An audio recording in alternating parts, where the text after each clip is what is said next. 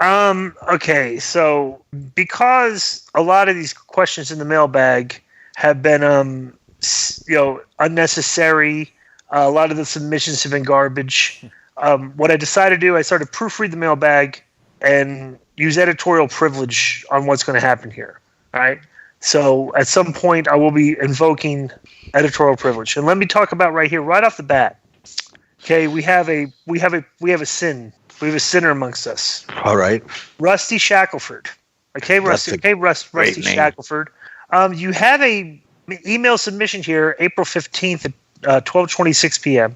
And the subject is millennial wrestlers wanting to quit and Conan Halloween costume party. Now, in the way we used to do the mailbag in previous weeks, I would have just read this. Okay. Right.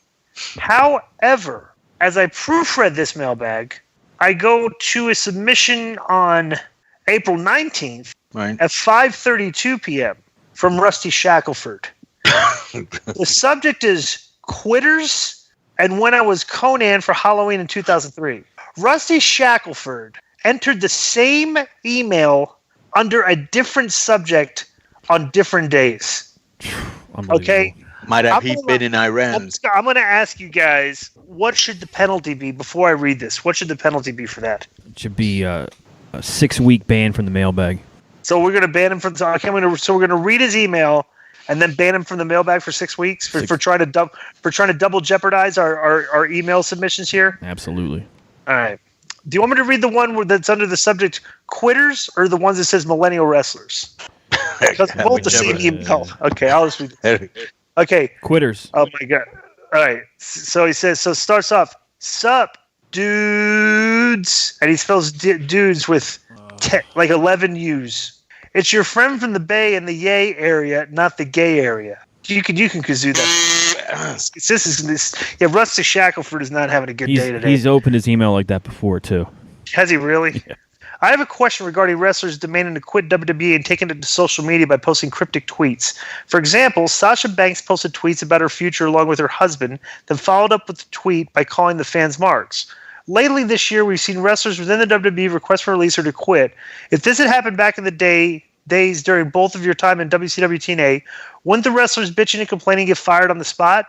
In the real world, if that would happen in my job, you get fired so fast your head would spin. Is this a new era of entitlement we fans are going to expect moving forward?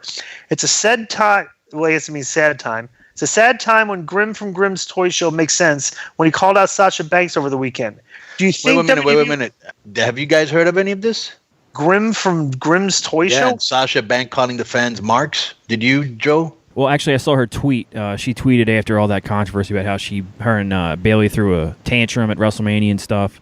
Right. So she tweeted a picture of her, Bayley, and the Iconics, and it was something like, well, let me finish here. Yeah. Here's the question.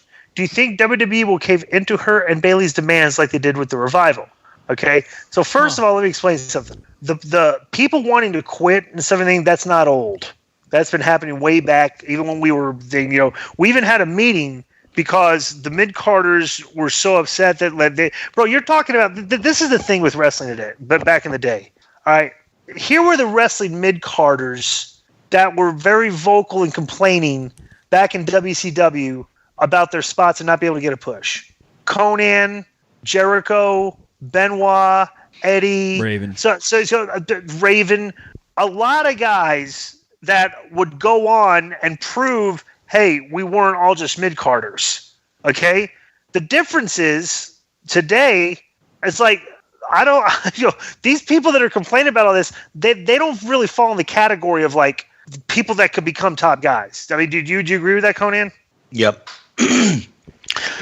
I think that if you complained back then, I think he asked what would happen. I think if you complained back then, you would get heat unless you were a top guy. Yeah. Okay, much like probably today. And it is kind of an era of entitlement where wrestlers are being signed younger for more money and they don't want to put in a lot of the work or the time. But here's something that's kind of funny because now wrestlers know that AEW's out there and they have another place to go. Not that they could sign everybody anyways, but like they're a little bit more mouthier and plus they're seeing other guys have left and made it. You know what I'm saying? It isn't like before where people were kind of afraid to leave because if you left, you generally didn't make it. You know what I'm saying? Well, here's the thing. This is what I would say to these people is that back in the day, the guys that would complain, like the promoters say, "Hey, go out there and get a pop." Well, these guys were going out there and getting pops.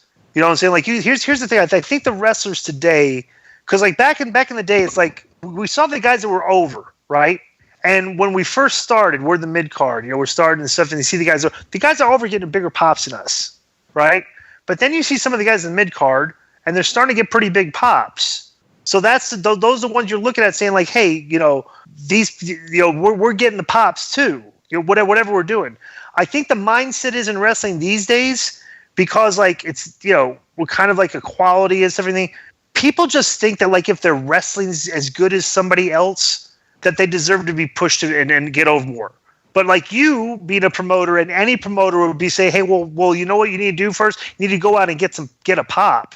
You know, it's like, we got a lot of people here that can wrestle. Right. When I put together a show, the main thing that I look at is who are my most over guys, and I make sure they're on most of every TV show I have. Who are my most over guys? Not my best workers, but my most over guys. Yeah. Yeah, and then you get your over guys, and you organize your TV around them, and you got a guy that's a good worker. Say, all right, we need to start elevating this guy to see if he's capable of being as over as these guys.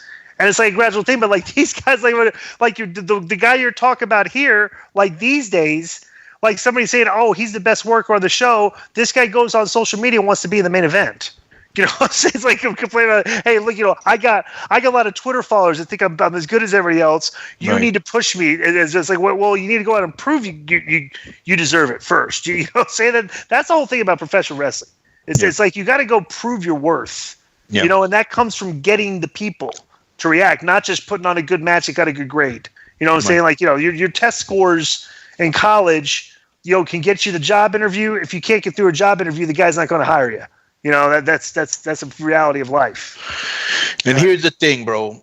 You can have a great match and it'll get over without you having much personality, but it isn't going to get over everywhere, and having a great personality will get over everywhere. You know what I'm saying?